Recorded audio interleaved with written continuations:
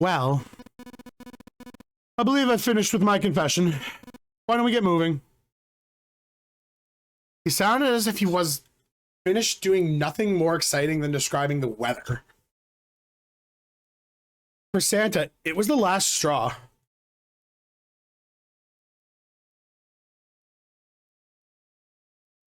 Oh, what do you mean? I don't fucking understand what you mean. Oh, relabel. No, I'm gonna tell you what I thought you meant, and then I'm gonna walk away because I'm fucking stupid. I thought it read as reliable. It was like, what the fuck is a reliable? What the hell is a reliable? Reliable. I'm gonna tell you another good one too in a second.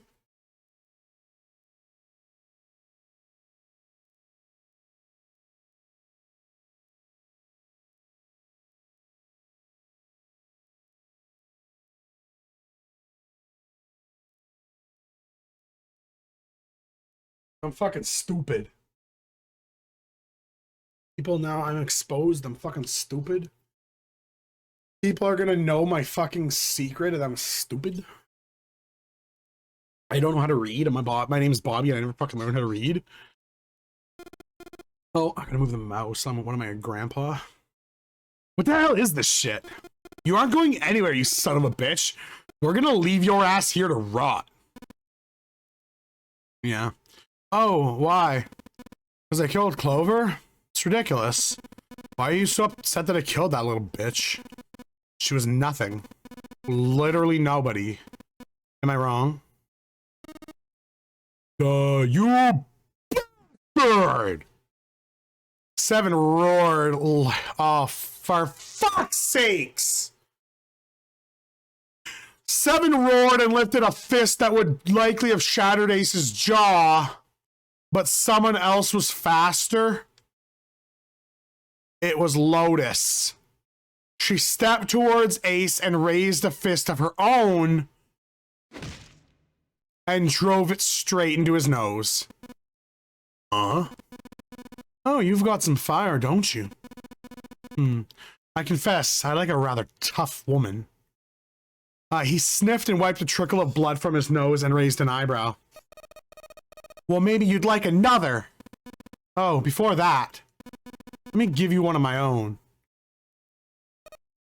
Huh? Lotus scarcely had time to blink. Was he gonna pull up fucking Chekhov's gun? Lotus, Ace snaked his arms around her and pulled Lotus's back up against him. In the same motion, he reached into his coat, and when he's gonna pull it like a fucking gat, and like fucking rat-a-tat-a-tat-a-tat-a-tat. No shot! Fuck off!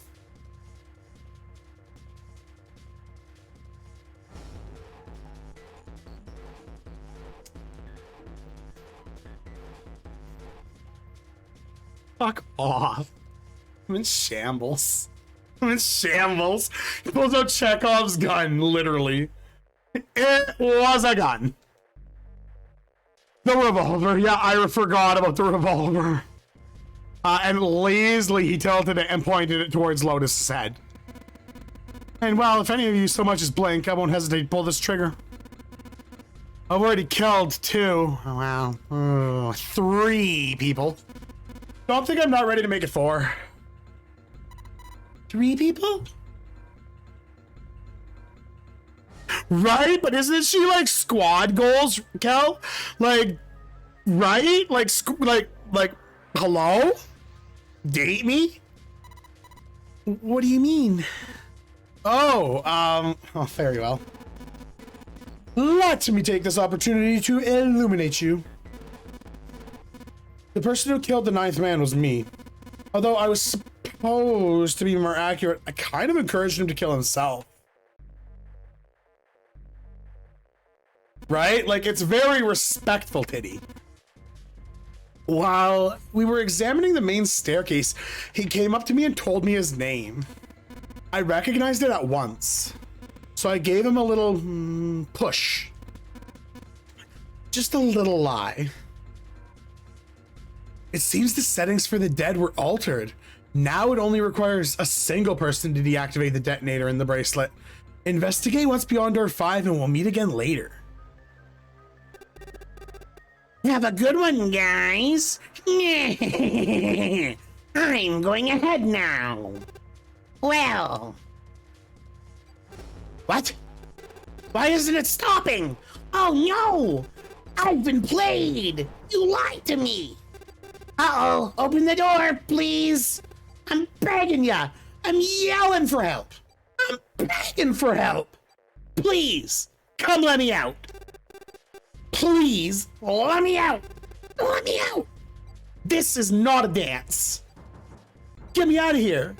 Okay, there is no time left. Listen, okay, hear me out. He lied. I was lied to. He lied to me. He put me in here. His name, it was him. He killed me. It was him.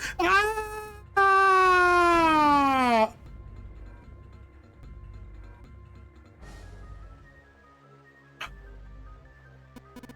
I had 4 reasons for killing him. 1. As I said before, in the nonary game, the number 9 bracelet is of utmost importance. If I allowed him to keep such a useful tool, it would have become a threat to me. As such, I decided that I should eliminate it early on. 2. I wanted the number 9 bracelet. If I could manage to obtain it, I'd be able to manipulate the game as I saw fit. I'd be able to acquire the numbered bracelet unless I would be unable to obtain the bracelet unless the owner was dead though. So 3, even setting aside his number, he would have been nothing but trouble for me. He was aware of my past. He knew what happened here 9 years ago. It was important that I eliminate him before he was able to disseminate this information. And 4, lastly, I just wish to, conduct a simple test. Just to see if this nonary game was serious or, a poor man's attempt at a joke. I needed to be quite sure. As such, I encouraged him to act against the rules so that I might observe the outcome. Junpei glared at him. I don't get your third motive, dude. What the hell happened 9 years ago? Oh, didn't I say? The nonary game was played. I planned it out, and I conducted its execution. Why? What on earth was it supposed to do? I don't really think I have any obligation to tell you that. Ace smirked. He was trying to provoke them, and it was working. Although Ace had paid very little attention to Lotus after catching her, the gun had never wavered from her temple. She looked quite pale, and when she spoke, her voice shook. Hey, what's with this gun? Where did he, get this thing? Why don't you tell her, Santa? Santa's ground his teeth and glared at Ace.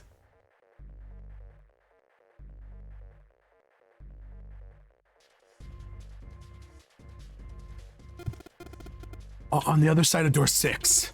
We found the gun in the coffin in the cargo room. Right? The bastard must have grabbed it when we weren't looking.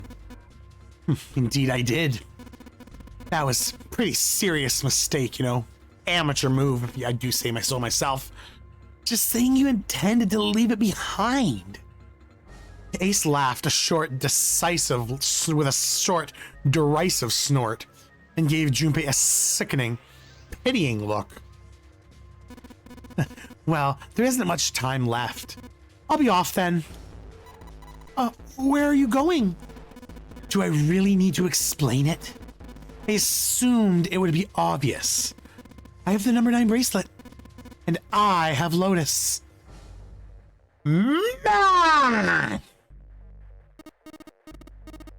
Wasn't there a door on a 9 with it? A door with a 9 on it in the room that looked like a church?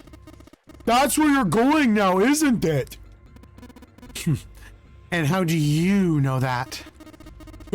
Santa told me about when we were looking for Clover. Ah, I see. Well, you are correct. This is my destination, but I must bid you farewell. Please, don't forget my warning.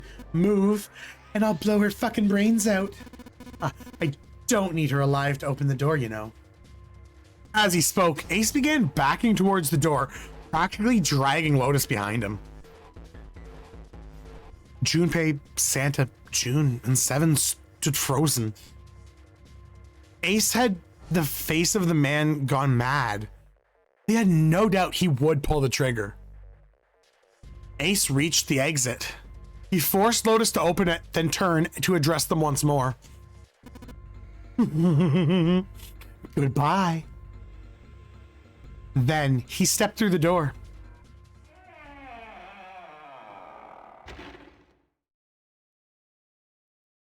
It fell shut. In the blink of an eye, they were gone. As soon as Ace and Lotus were gone, Junpei and the others leapt towards the door in pursuit of Ace. But as Junpei laid his hand upon the doorknob, there was a noise behind them. He looked over his shoulder.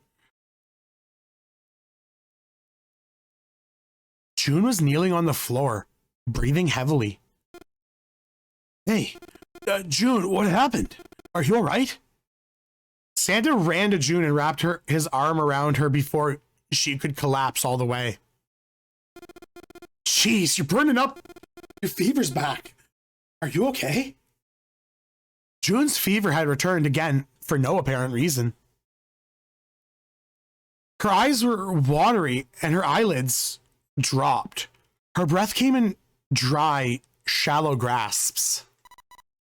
I'm fine. Really, I'm fine. You should stop worrying about me and worry about Lotus. She was breathing hard now, and she could barely summon the strength to talk. Junpei was torn. He couldn't leave June alone in the state she was in. But every moment they waited, Ace farther away, Lotus. Ace was farther away, Lotus in his grasp. What was Junpei supposed to do? June's eyes drifted towards Junpei. She managed to muster a weak smile.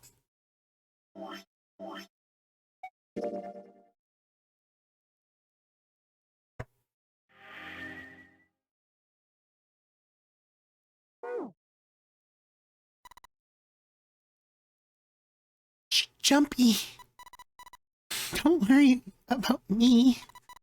I just need a little rest. I'll be fine. Don't you remember? I just needed a little rest last time. So, please, save Lotus. Duh, think about what Ace has already done, Junpei. What he's got, he needs from Lotus. She really is. What the fuck is he even saying?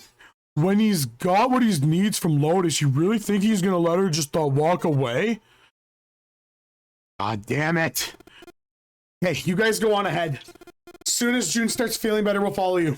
Go. Junpei looked at June. She nodded. She couldn't manage much more. But if that was all the confirmation, Junpei needed. His resolve was set. All right, come on, Seven. We're going after Ace. Hell yeah, brother. Santa, please take good care of June. I'm trusting you, man. Santa nodded. Junpei turned before he had the chance to change his mind and started running towards the door. He could hear Seven's heavy footsteps behind him. Oh, sorry. Let's go. Let's go. Junpei and Seven exploded into the hallway, their feet pounding the metal floor as they ran.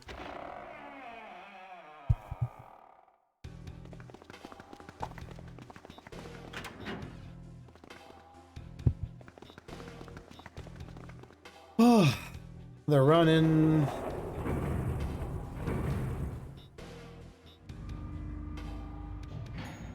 How's everyone doing today? Hopefully y'all are well. We're running after him.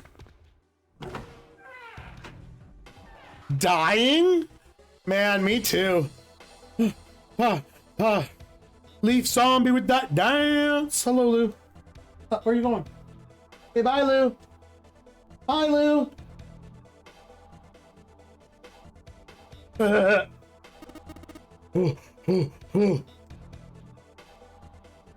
Junpei and Seven had finally arrived at the church, exhausted and out of breath. Ew. As their lungs struggled to catch their breath, their eyes frantically scanned the room.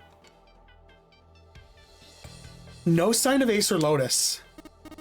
You think they already went through? He reached up to wipe a palm full of sweat from his brow. I don't know. Shit, maybe.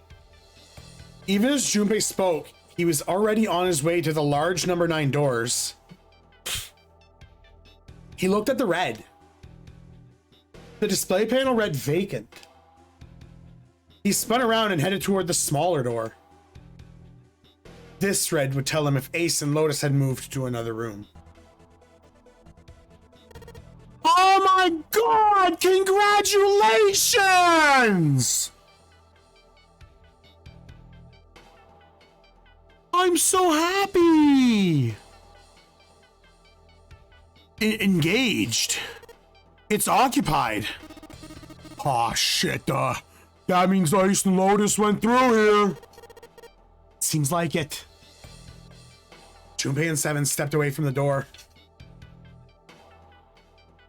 Shit, he's engaged.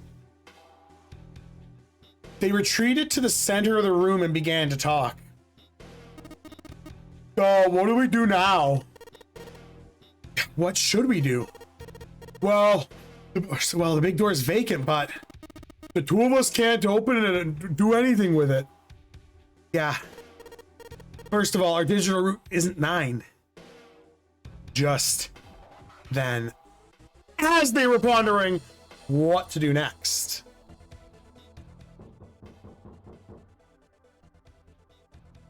there was a noise. A noise like someone hitting a thick wooden plate. A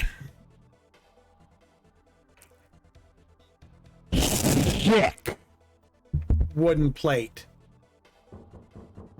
That's thick with 3 C's, everyone. Junpei looked up in surprise.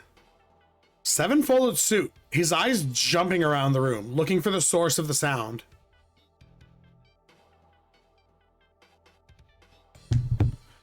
Wasn't long before they found the altar.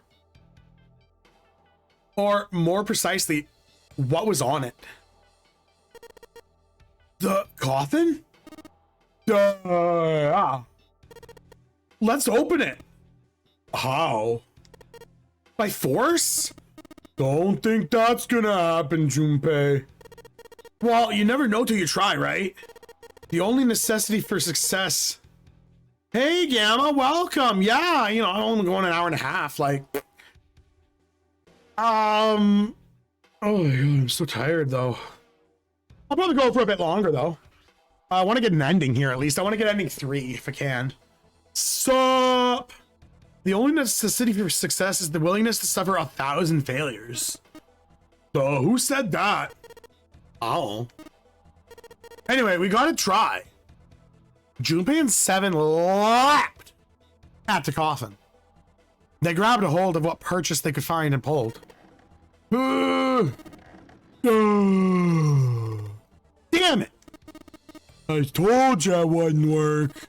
If we could just pull it open, we would have something like that. Seven pointed at the keypad on the side of the coffin. Right, so unless I put in the right passcode, it's not gonna open. The noise hadn't stopped. In fact, as it continued, it had only gotten louder and more forceful. What were they supposed to do, Junpei wondered. No worries, Gamma. I hope you're feeling better, buddy. How's your head? Man, I hope you're feeling a bit better. Like, I hate when I get a headache. It's the worst.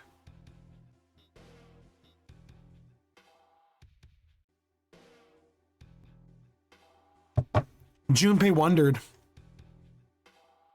was there some sort of clue somewhere? Oh, that's good. I'm glad, Gamma. They stood in front of it for a few moments, staring at the coffin. Then Seven spoke. Junpei, I remember you mumbling some weird numbers over by the bathroom in the first class cabin.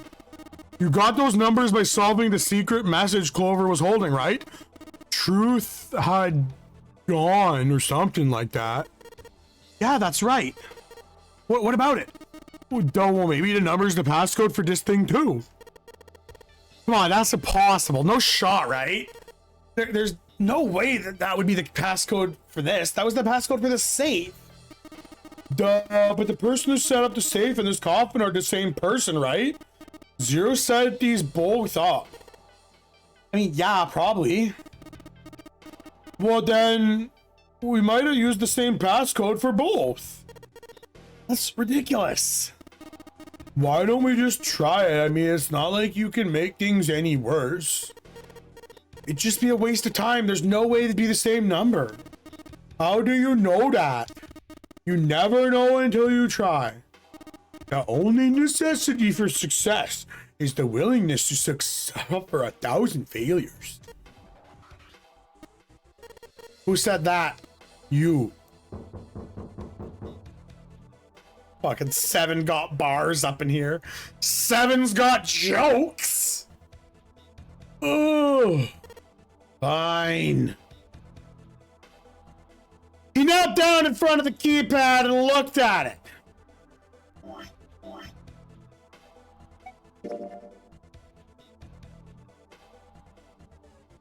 We gotta enter the code, the secret code. Perhaps because he'd repeated the numbers so many times, they so easily came to Junpei's mind. 80085. Math! I'm joking. Got him! Quickly, he typed them in. Math! He checked that he'd entered the right numbers, took a deep breath, and then pressed the enter button. It only took a moment.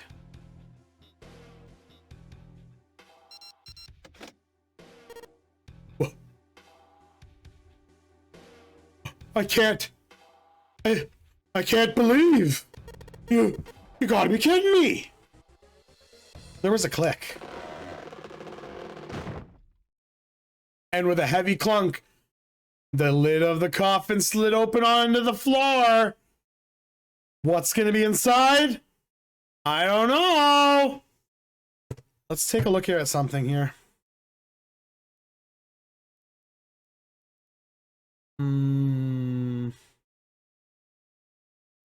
Man, what's inside? We're gonna find out next time. We're not ending the stream though. We're just gonna do a stretch here. Give me a sec. Oh my god, that's gonna be a tough stretch. Okay. Grab our controller. Slid the lid off onto the floor.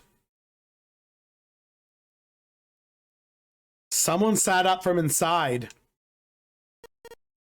Snake! Why? Oh, voices. Junpei and Seven, unless I'm mistaken.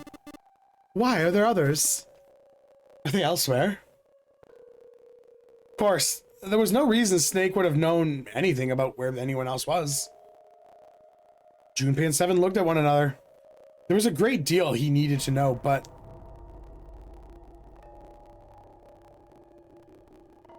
they had to tell him something. However, as they began to talk. Snake explained to them how he'd come to be locked in the coffin. Apparently, he'd been hit with some sort of knockout gas. And Junpei and Seven explained what had happened to the rest of them. There was only one thing, however, that neither Seven nor Junpei could bring themselves to say. That Ace had killed Clover. They feared that if Snake knew, he might go insane. They decided that as much... They decided it much by the look of Snake as he claimed at this. They looked at Snake! Snake's story explaining... Snake's story explained frustratingly little. It's hard to have to switch between screens here and read, like... Because I need to look here for the camera, but I have to look here for the text, and I have to look here for the chat. So there's 3 different angles, and I have to keep swapping between all 3 of them. It's difficult. Zero's true identity was, well, mystery. As were his intentions. Why had Zero put Guy X in Snake's clothes? Right? It's really rough. If Zero had left a note for them to say the Nonary game had been played 9 years before, was there some connection? Junpei put the question to Snake. His answer was less than illuminating. Oh, what are you talking about? I apologize, but I have no idea what you're saying. It seemed as though Snake was perhaps lying, and that knowledge did Junpei and Seven, like, no good. No matter how many times they asked, though, he insisted it was nothing. It was becoming clear that Snake wouldn't give in, and every second they spent asking him was a second wasted. Their time limit was fast approaching. Snake's release from the coffin had changed nothing. They still needed to follow Ace as quickly as possible. However, they stood in silence, the overpowering atmosphere of the chapel almost stifling. Junpei, Seven, and Snake simply stood at the loss for what they should do next. What do we do now? He glanced over at Snake's wrist. Surely enough, he could see the number 2 bracelet on Snake's wrist. Well, the 3 of us can't make the digital root of 9. Yeah, we'd get 5. So, we're stuck. Duh. Oh. I remembered something. Seven began looking through his pockets as if he was checking to see if he'd had anything. What? What is it? I found something earlier. What did you find? This. He finally found the pocket he wanted, and his hand dove into it. Seven pulled out something round and metal. A bracelet? There was no mistaking a number glowing from the face like a cartoon eye. 0? Zero's bracelet? What the hell? Are you saying that 7 has the number 0 bracelet? Yeah. Where did you get that? Snake's question was innocent enough, but if he learned the truth, if he'd been able to see, he would have noticed 7 look away. Clover gave it to me. Oh, she did? Yeah. How did she come by it? Well, she found it, you see, on the other side of the door 1 in ADAC in the captain's quarters. She asked me to hold on to it because it was too big and bulky for her to be lugging around. It was a lie. Junpei knew it. I haven't actually looked yet. Didn't want to disturb the crime scene, you know? Basic stuff. Well, I borrowed one thing.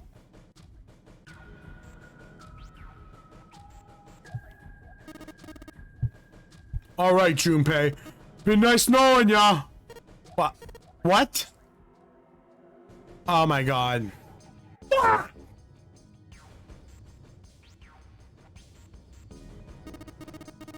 Come on, man. I'm just kidding. Oh my god. Still, just in case, I want to make sure the 0 bracelet picks up on the red. Snake, you mind giving me a hand? All right. Without waiting for a response, he started walking towards the door. Junpei and Snake followed him quietly. Before long, they found themselves in front of the large number 2 door. The large 2 doors. Seven and Snake put their palms on the red. Once they had done so, Seven put his number 0 bracelet on the scanner panel as well. A third asterisk appeared on the screen. Math. Now they just needed to pull the lever and the door would open. Fucking cucked again. Huh? What? Why isn't it opening? Duh. Third asterisk lit up, so, must have registered the bracelet. Maybe it isn't actually 0. Huh? What? The bracelet may not actually produce the number 0 when scanned. That is what I am saying. Why don't we try a few different combinations? Perhaps we can determine what the bracelet actually contains. Junpei nodded. What did they decide to do? Give me a sec. I need to do the math here. I don't know. I'm gonna choose Junpei 7 in the bracelet. Because, like, there's no shot that it's gonna let all 3 of them through, right? We're gonna save. Oh, fuck.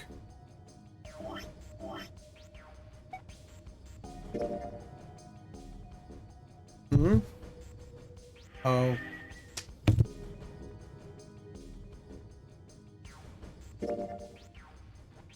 Alright, so we're gonna say Junpei 7 in the bracelet.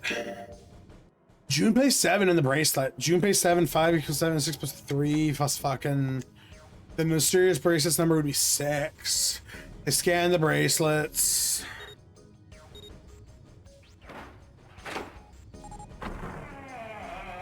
Wait a minute!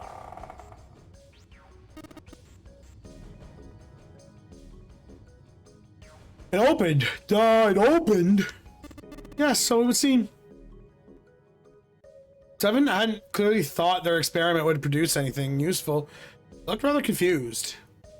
Snake was, as usual, calm and smug.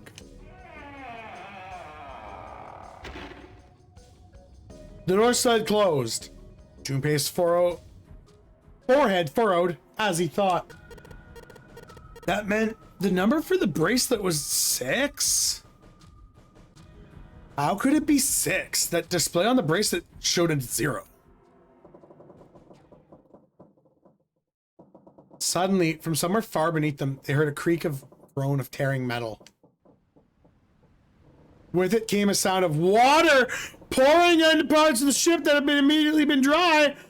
Fucking uh-oh. Oh, dog, that ain't good. I guess our time's just about up, eh? Well, we know that now the door can be opened. Let's go.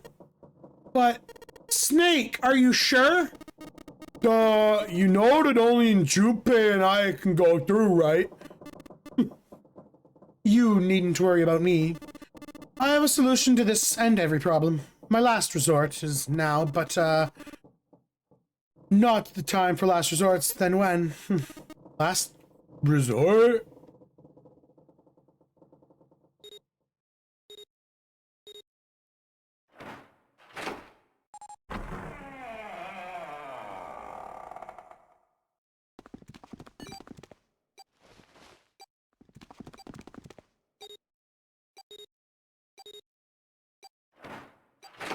He's dead? Fucking hello?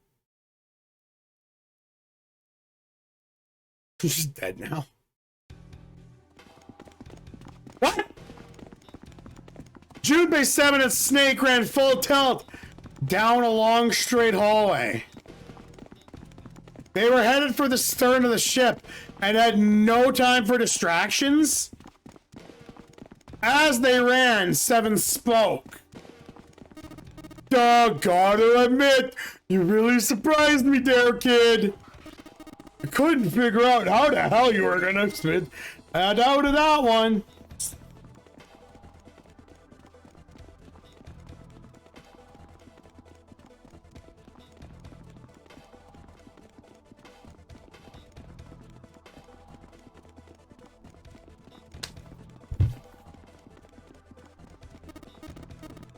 Duh, how come you didn't do that off the bat? Oh, as I told you, it was the last resort. Had I used it at the beginning, I would have come under a great deal of suspicion. I imagine most people would have taken it to mean that I was Zero. Once they convinced themselves of that, I wasn't very optimistic of my chances of making it out of here alive, well, let alone unscathed. I thought it best to play my cards close to the chest, as it were. That way, if I were in a situation where there was nothing else I could possibly do, then I'd have a little trick up my sleeve. I'd just take the bracelet off. Snake's plan a bit simple but effective. He'd simply remove his bracelet. Ah! Just that easy, eh? How? To Junpei, it looked as if Snake had simply crushed the bones of his hand. But they were small enough to fit through the wristband. Of course, that had been practically impossible, so how had he done it? My brother's left arm is, well, it's not like a normal person's arm. It's fake. It's not a real arm. Oh.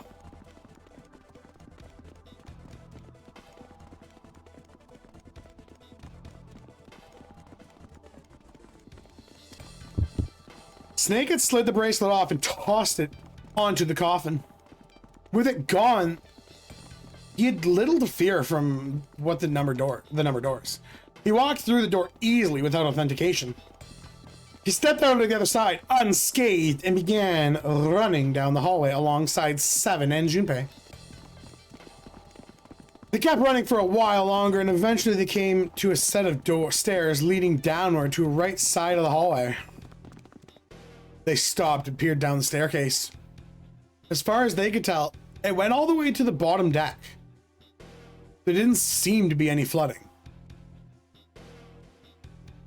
They nodded quickly to one another and jogged down the stairs. It took them mere moments to make their way to the bottom deck. There was a single hallway in front of them, and at the end of the door was a single door. Junpei threw it open. Inside was a massive iron gate. A plate which affixed to the top. Caution. Incinerator. Incinerator? Oh, well, that doesn't sound very pleasant. Did you see a lever near the gate, perhaps? Yeah. Right over here. How'd you know that? I'd be happy to regale you of the story. I'd imagine it should only take half a day or so.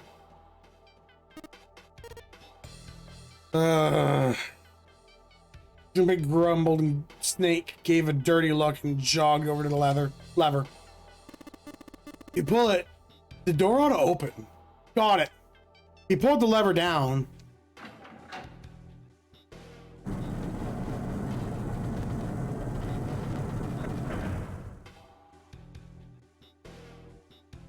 With the rumble of an ancient motor, the door opened. There was no need to hold back. No time to hesitate. They pushed their way inside.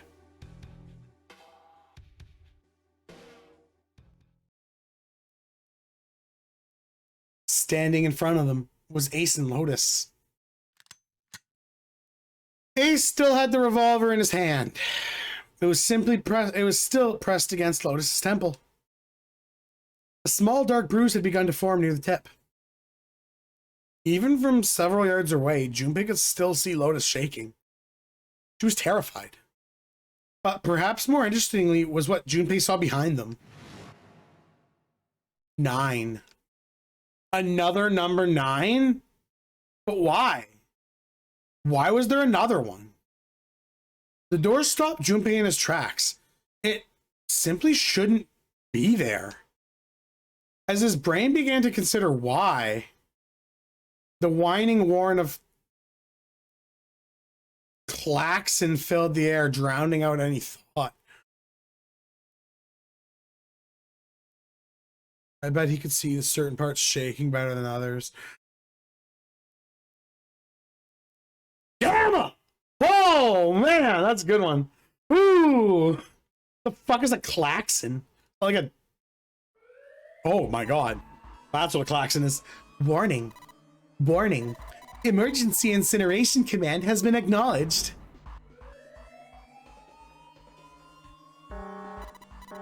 Automatic incineration will take place in 9 minutes. Please evacuate the incinerator immediately.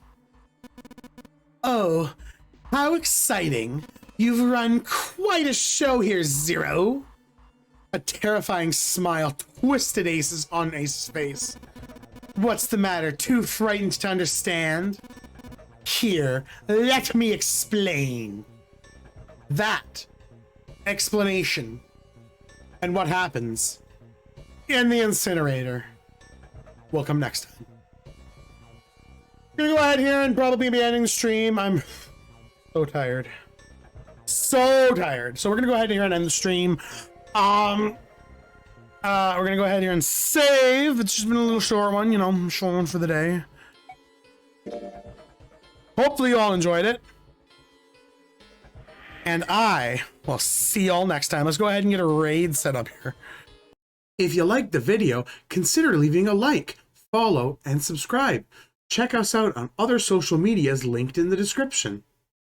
Bye now.